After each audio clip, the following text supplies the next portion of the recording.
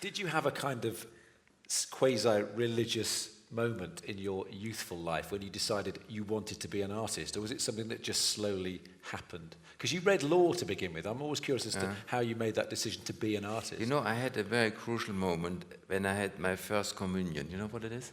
You are Catholic? No, but brought up in the Church of England, which means everything and anything, but I understand and that's similar, no? Yeah. So, when I had my first you are 10 years old or something like that. And I took it very serious, and I thought now I had an illumination or something happens really, and it didn't happen. And the day was, I had presents, you know, and there was in the church some ritus, right? 1 hour church and things, and I had this bougie, this candle there, and so all this. And nothing happened, you know, nothing spiritual happened. So I was extremely disappointed. And I cannot say that I decided then to be an artist, but it's one reason to be an artist then, you know. So art in a way is a quasi-religion. You know, when it happens that I do something, yes, sometimes that is very good, or what is surprising for me, then this is then a moment I missed. Then I was 10 years old.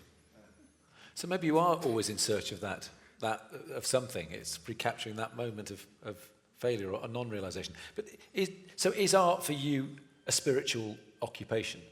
Is it about partly fulfilling and exploring a spiritual dimension to your own life? It's spiritual, yes. It's spiritual. It's because it makes a connection between things that are separated. It's a kind of have a connection what you don't have anymore.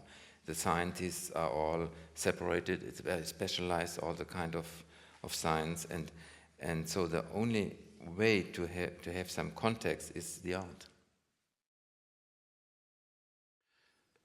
The process of your work isn't something that you've hidden, but I'm struck by the fact that there's not a huge amount of footage of you actually working until recently, in fact, that Louisiana is showing a film that shows aspects of you working.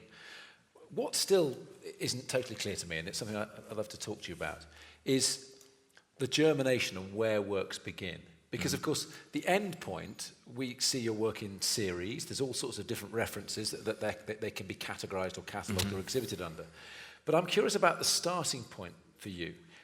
Does it tend to be an idea? Does it tend to be material? Does it tend to be an image? Or is it always a combination of those things? There's never one usual way of making work. No, very often it's first a shock. So it's a shock by event, or a shock by a poem I read, or a shock by a landscape I see, so then I start. But starting, it's just to be in the material, to have the color, to have the different colors, and to do something what is not so controlled. And then after a first step is done on the canvas, then I go back and then I look at it and then I analyze it, and then I have something in front of me, what I can analyze, what I can ask questions, as you do, and go on.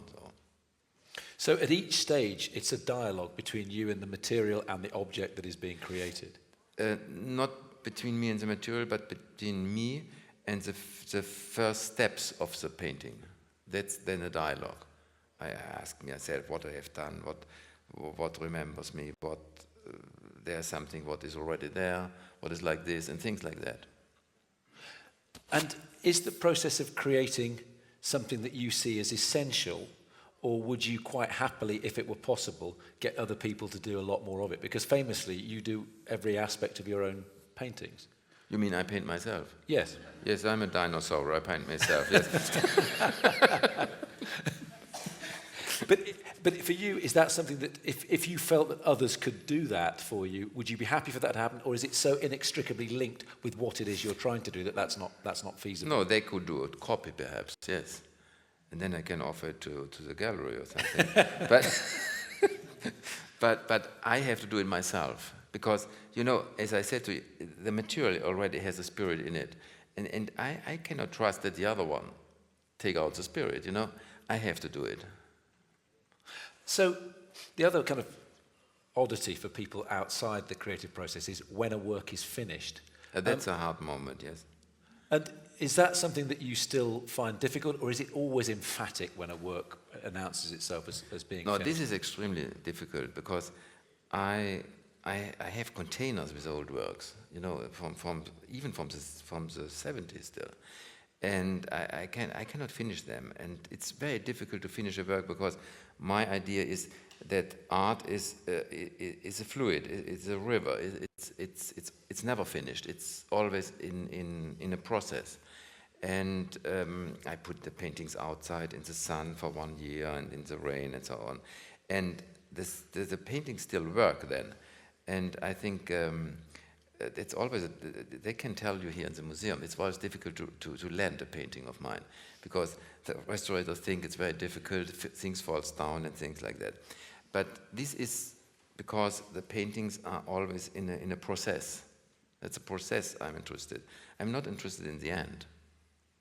So in theory, you're the museum's nightmare because for you, the work should continually evolve in terms of its material state. That's a nightmare, yes, for them, yes.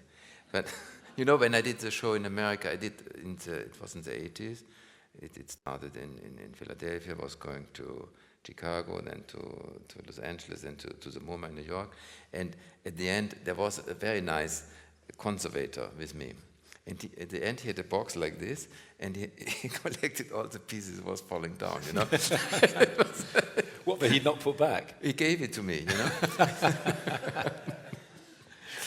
A kind of composite. He was really nice. He was a very good conservator, I must say. Yes. Obviously, in practical terms, your studio seems to have got bigger and bigger and bigger. Is the studio something that you see, did you see from very early on, the studio as not just the place where you worked, but potentially the site that became the work itself? Because that was the case with the brick factory on Barjac. And also, you know, when I travel, I'm looking for studios all the time. You know, and the boathouse here would be wonderful, actually. Yeah. The office of the director. Where's the director? He's over there.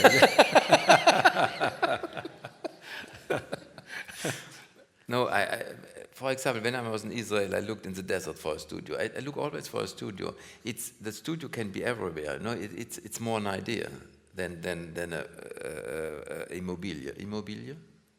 Than immobile, than immobile. Yeah. Immobile. It's more an idea, and more I did, more unfinished works I have, bigger is a place I put them to wait for me, you know.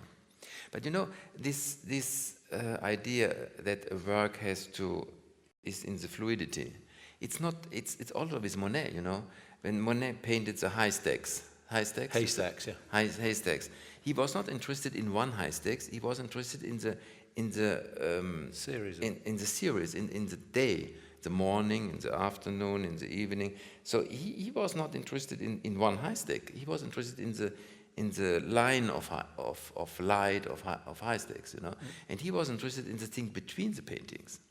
That's important, you know. Yeah. Yeah. So it's different, you know.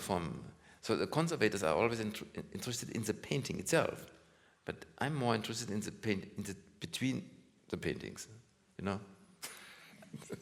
There's an amazing consistency of your interest in manipulating material, and the book, it seems to me, is in some ways lies at the heart of so much of what you do. And a book is often a very modest object, and you've started to make them monumentally. Sometimes I do little ones too, Sure. Still today. Absolutely. But I think that anyone looking at a trajectory of your career will be struck by the fact that you seem to have made works grander and larger and larger. That's one way of looking at it. It's wrong. Completely wrong. No, I do small things and I do big things. I do little objects, I do little books, I do big books. It depends how it happens, you know. So the idea determines you know, the scale. the painting I did I remember Deutschlands Geisteshelden, you know. I think it's 7 or 8 meters wide. And I did it around the corner. You can imagine? Yes. And it was a perspective. So I had to calculate a lot, you know, about the lines. You know what I mean? Yes. Yeah. So I did always big paintings and small paintings. It's nothing, it didn't change so much. There's so much been written, I mean, eloquently about your work in relation to history, and I'm not pushing you to agree, but am I overstating the case that your view that history is fundamentally absurd, or are you more positive about human history than that? I think first, I think that history is a material. It's argil. Argil, you say? You can form, yes, like a sculpture. So, and then in this way, history becomes less catastrophic, because you can do some things history. You can correct it. You can not correct. You can form it. Reform it. But in general, when I look as sociologically, so I think history is really, it shows that humankind has something wrong construction in their heads. That they are completely wrong constructed. Yes. A flawed project. Yes, really a project. You know, if you would construct like this an airplane, it will fall down all the time. You know, no, it's really badly done. Yeah. And is there any hope that it might ever be rectified, or is your view of humankind's future pessimistic? You know, it's not my job to have this hope, but because I just show it how it is, how I see it. But there are others who have a lot of hopes, and I like it too. Yes, but I don't have. Have you ever felt, do you feel, that artists have any responsibility to anything and anyone but themselves? They have a responsibility to do their work as accurate, as concentrated as possible. But they have no social, historical, or whatever responsibility. You know, the worst artist did the most wonderful work. I mean, the worst people did the most wonderful work. We have to separate it, you know, the work from the man. Well, I was wandering around your show thinking, what wonderful work. What does that say about you? If I speak with you, I'm very nice. So I'm afraid about my art.